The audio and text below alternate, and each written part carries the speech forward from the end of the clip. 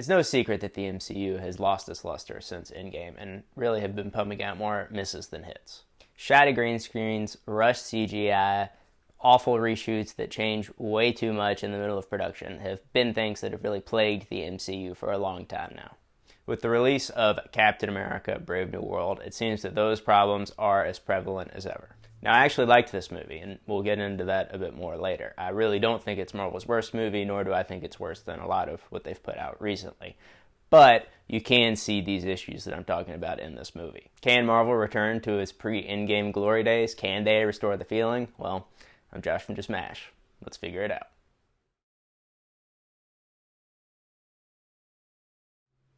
To start, Captain America is my favorite Marvel Comics character and MCU character. I think that Chris Evans gave the absolute perfect performance, and honestly, I was really upset to see him go in Endgame.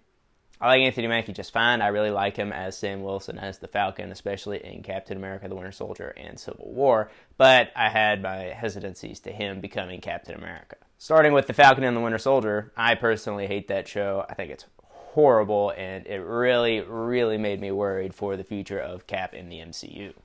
To me, Falcon and the Winter Soldier as a TV show is really dumb, it's horribly paced, it looks bad, everything about it I just don't like. Because of that, I always expected this film to be horrible, quite frankly. Knowing that it's the same creative team, knowing that it's the same storylines being followed up on, knowing what Marvel's standard is nowadays, I just thought this film was not going to be good. After a couple great trailers, I thought maybe there's a glimmer of hope that it could be good because those trailers really are great. But then the reviews came out, and the reviews were abysmal for this movie.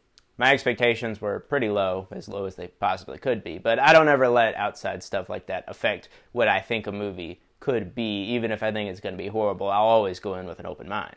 That being said, I actually liked this film. I liked Captain America: Brave New World. Once again, I don't think it's perfect. I don't think it's one of Marvel's better films, but I do like it. As it sits right now, my main issue with this film is actually the marketing. Like I said, the trailers were great, but the trailers, the posters, the toys, everything has been centered around the Red Hulk. I'm going to do everything I can to avoid getting into spoilers in this video, but the marketing being centered around the Red Hulk is just not something they should have done. 10 years ago, Marvel would have kept the Red Hulk a complete secret. Now, of course, if you're a comic book fan, you know about Thunderbolt Ross, you know who he is, you know he becomes the Red Hulk. But if you're a casual moviegoer, a casual MCU fan, someone that only cares about Marvel through the movies, you don't know this about this character. By putting him in the trailers and in the posters, it makes him seem like he's the main part of the movie. But really, when you see the movie, you see that they actually just tease it all the way throughout. So if you were somebody who didn't know that Ross became the Red Hulk, this would be a giant surprise by the end of the film.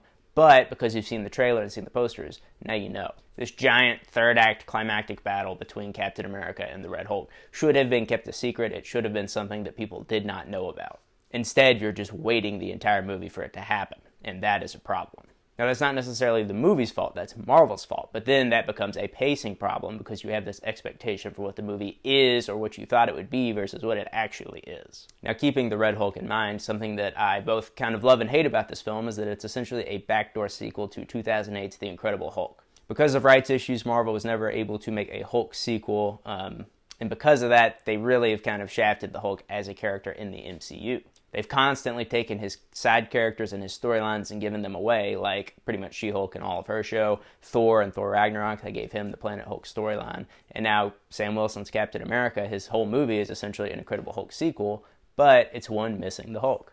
I think it's really cool that they've gone out of their way to kind of recanonize the Incredible Hulk as a film within the MCU, but to me it feels like a giant miss to do so without the central figure of that film. The fact that we've never gotten to see Bruce Banner interact with Thunderbolt Ross since The Incredible Hulk is a major miss in the MCU and really one of the dumbest mistakes that they've made. Now, for the most part, I do think the film handles those Hulk-adjacent storylines very well, and I'm excited to see where they go from here.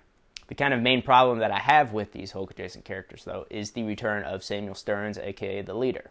Now, this is not a spoiler because Marvel announced that Tim Blake Nelson was returning to the role in this film several months ago, but they've really kept him hidden from the marketing and from the trailers. On top of that, they keep his actual appearance within the film a secret until pretty deep into it. And that is where I have an issue. And this isn't really spoilers, but some could consider it spoiler territory. So if you want to skip 30 seconds, that's totally cool. The concept art, Funko Pops, all the merchandising that has come out for this movie over the past several months have shown the Leader with a very comic book accurate, really cool look. In the film, he does not look like that whatsoever. During reshoots for the film, they completely altered the look of the leader, and now he kind of carries more sort of a Cronenberg-style horror look for the character as opposed to the comic book look that fans are used to. The film treats him as this evil super genius, which he absolutely is, and someone that should be feared, but ultimately he doesn't feel as powerful, as effective as he should be. Part of that, to me, is his look. Part of that is the times that we see him and the things that we see him do. And on top of that, I think part of what doesn't really sell his effectiveness as a villain is we don't see anybody talk about him that's familiar with him. I think having Bruce Banner there to really talk about Samuel Stearns would have changed a lot for this film. To me, changing the leader's look is part of the problem with the way that they do CGI and the way that they do reshoots and the way that they change things so frequently. We weren't promised a comic book accurate look, but because of the speed as to which films are made, they make these concept arts and these reference pictures, and they send them to these companies to make merchandise like Funko Pops and action figures, and that stuff naturally is going to leak. But because of that, we familiarize ourselves with the look of the leader, and we see that he's going to look like his comic book counterpart, and that's really cool and gets fans excited. And then we go into the film, and we get what we got. Another aspect of it is the Serpent Society and Giancarlo Esposito's character Sidewinder. Something else that was changed in reshoots was the character Diamondback was originally going to be in the film, and she was cut out completely.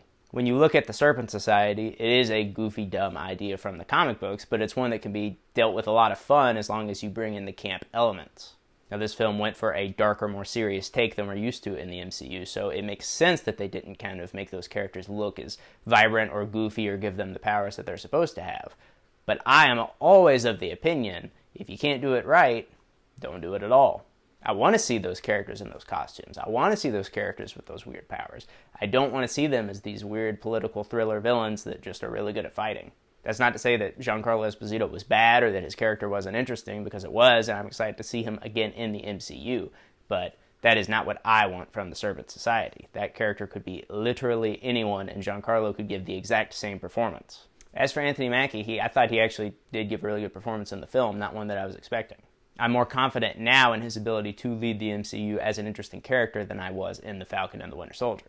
Joaquin Torres' Falcon is a character that I like a lot, but ultimately kind of isn't really offering too much new or interesting in this film. Something great about the original Captain America trilogy is you had this cool, patriotic, badass leader, Captain America. You had his cool, young sidekick, the Falcon, who flew and did a bunch of cool stuff. You also had the tiny Black Widow chick who was kicking ass all over the screen. And then you had Cap's buddy, who's brainwashed and mind-controlled, that he has to defend from crimes that he didn't commit. When you watch this film, you have a cool Captain America and a young sidekick named the Falcon and a tiny Black Widow chick and a friend that they have to defend from being brainwashed and mind-controlled. It's not very original at this point, and ultimately it feels like a lesser version of what we got before. Chris Evans and Anthony Mackie and Scarlett Johansson, they just had such great chemistry with each other, and Sebastian Stan too. And Anthony Mackie is good in this film, but I don't feel like he has that chemistry with his supporting cast. I do, however, think that he had great chemistry with Harrison Ford as General Thunderbolt Ross. Harrison Ford gives one of his best performances in years, honestly, and it's a great task to take over a role from William Hurt, but Harrison Ford does a really great job. I like the role that Ross plays in this film, I like Ford's performance, and I ultimately liked him as Red Hulk, too. Another thing that I really don't like about this new kind of trio in the Captain America film is when you go back to the old films, Captain America, Black Widow, and the Falcon were very different, distinct, unique characters from each other. When you watch this film, who is the Falcon? Joaquin Torres essentially is the same thing as Captain America in this film, just way worse. Cap has the wings, he can fly, he has the shield, he has the vibranium. Falcon has the wings.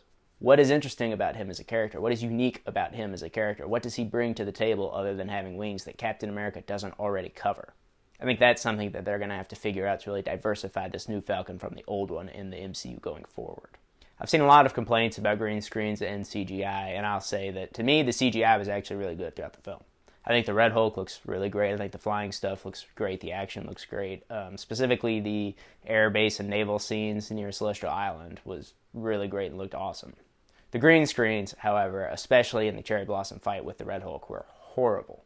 There's a scene where Anthony Mackie's standing there talking to the Red Hulk, and the people behind him are completely static and frozen, and it's such an obvious green screen. It's framed horribly.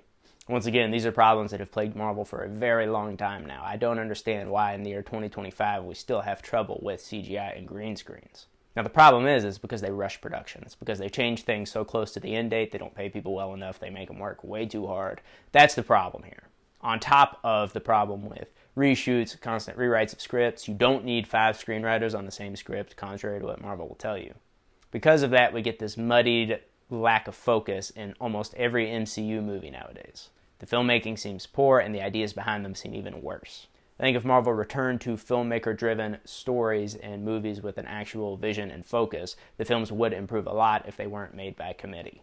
Once again, I do like this film. I was engaged throughout. I was entertained. I think the action's great. I love the fight with Red Hulk. I think that was awesome. I think the air and naval scene was really awesome near Celestial Island. Some of the best action in a long time in the MCU. With all of these issues that I've mentioned earlier, I still do enjoy it. With its flaws, I do think that the MCU is still headed in the right direction with this film. We can see where the MCU is headed by the end of this film, and I'm excited for the future of it with Thunderbolts and Fantastic Four coming out this year, Daredevil next month on Disney+, and ultimately the Avengers Doomsday next year. Sometimes it's tricky for me as both a comic book fan and as a movie fan to really give accurate, genuine thoughts on these films, because on one hand, the comic book fan in me gets very excited to see a lot of the stuff, but sometimes the filmmaking is actually lacking. So my first thoughts on them are either way too harsh or way too kind. That's just me, though. I do like this film. I could understand if someone didn't, and I could understand if someone liked it more than I did. Let us know in the comments below if you liked this film. Let me know how you feel about Anthony Mackie as Captain America. Be sure to leave a like, comment, subscribe to the channel. It really helps us out a lot. I've been Josh from Just Mash. Until next time.